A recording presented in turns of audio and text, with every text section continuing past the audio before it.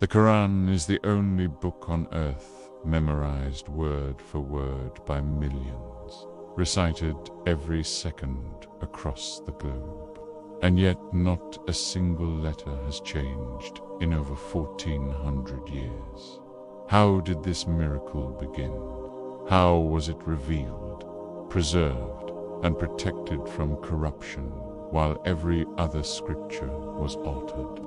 And what secrets lie within its verses that continue to amaze the world today? It all started on a silent night in Makkah, inside a lonely cave on Mount Nur. The desert was still. The stars filled the sky, and a man chosen by Allah was in deep reflection. Suddenly, the peace was broken. The angel Jibreel descended, embraced him, and commanded with a voice that shook the mountain, Iqra, read. The man was Muhammad, unlettered, unable to read or write.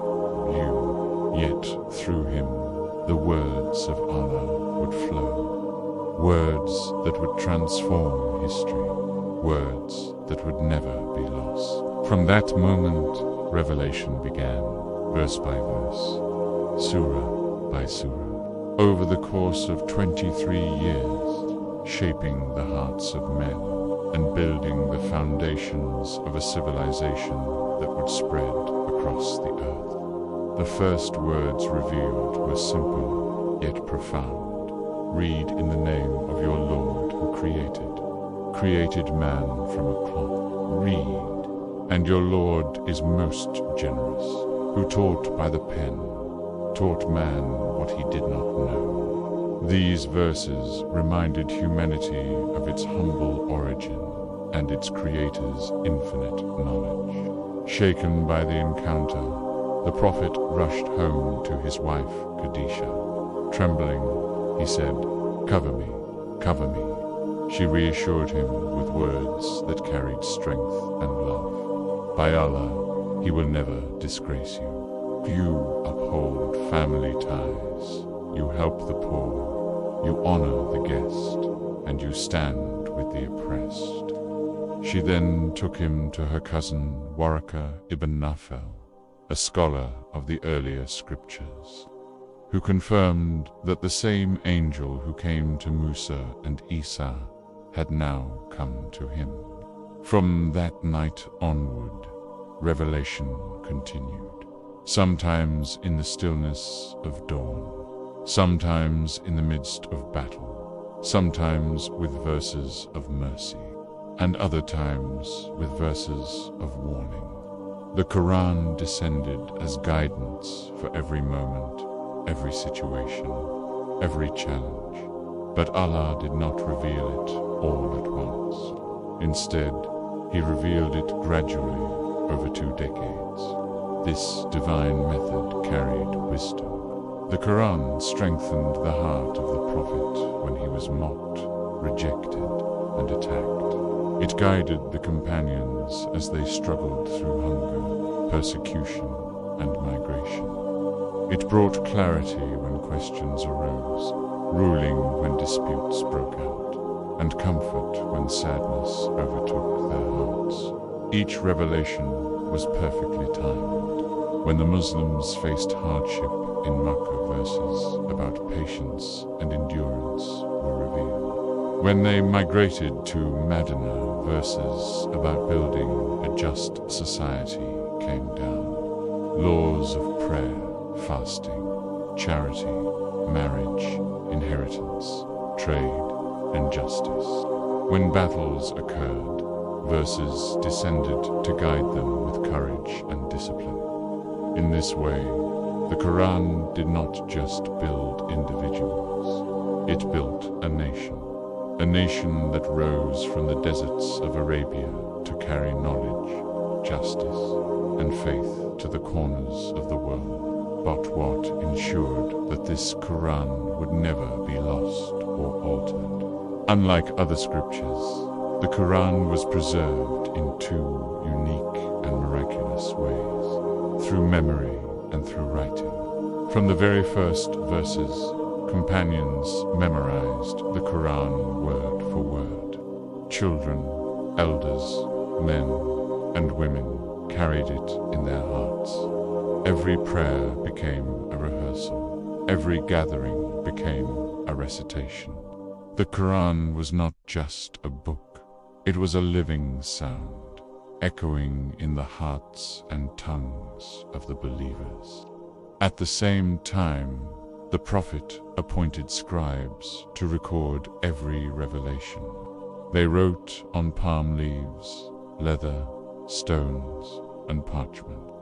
He would personally check their writing to ensure not a single mistake remained. The placement of every verse in its surah and every surah in its order was taught directly by him under divine instruction.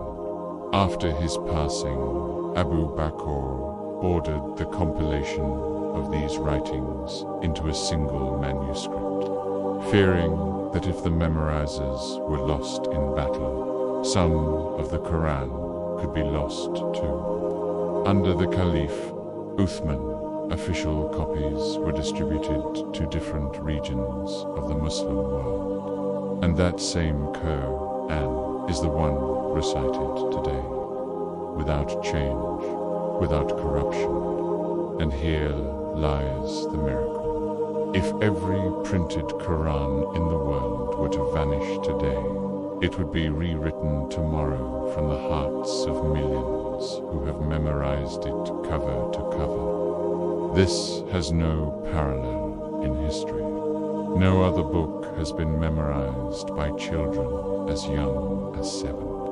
elders as old as 70, across every continent, in every generation. But the Qur'an's preservation is not its only miracle. Within its pages lie signs that continue to amaze humanity. 1400 years ago, it spoke of the expansion of the universe, and the heaven we constructed with strength, and indeed, we are its expander. It described the protective layers of the atmosphere, the stages of the embryo in the womb, the barrier between fresh and salt water, and countless other phenomena unknown to mankind at that time. These are not coincidences. They are reminders that the Qur'an is not the word of man. It is the word of the Creator of man. Yet beyond science and knowledge, the greatest miracle of the Qur'an is its impact on the soul. People enter Islam not through arguments or debates, but simply by hearing its verses, a melody, a rhythm, a language so unique that even experts of Arabic were left speechless. The Qur'an speaks directly to the heart, cutting through doubts, healing wounds, and guiding the lost. It is a book of mercy, but also a book of justice. It warns, but it also gives hope. It speaks of the past, the stories of Adam, Noah, Musa, Isa, and other prophets.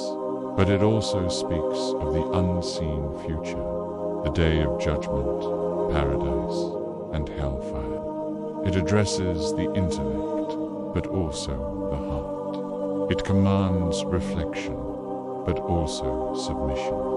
And while nations rise and fall, empires expand and collapse, and books are rewritten and forgotten, the Qur'an remains exactly as it was revealed, preserved by Allah's promise. Indeed, it is we who sent down the reminder, and indeed, we will be its guardian. So the question is not whether the Qur'an is preserved, not whether it is miraculous, not whether it is divine. All of that has been proven. The real question is, has it been opened by you? The Qur'an is more than ink on paper. It is guidance for the lost, light for the darkened heart, and healing for the soul. It speaks to every generation, every nation, every individual who turns to it sincerely. And maybe, just maybe, the verse you open today is the very verse that changes your life forever.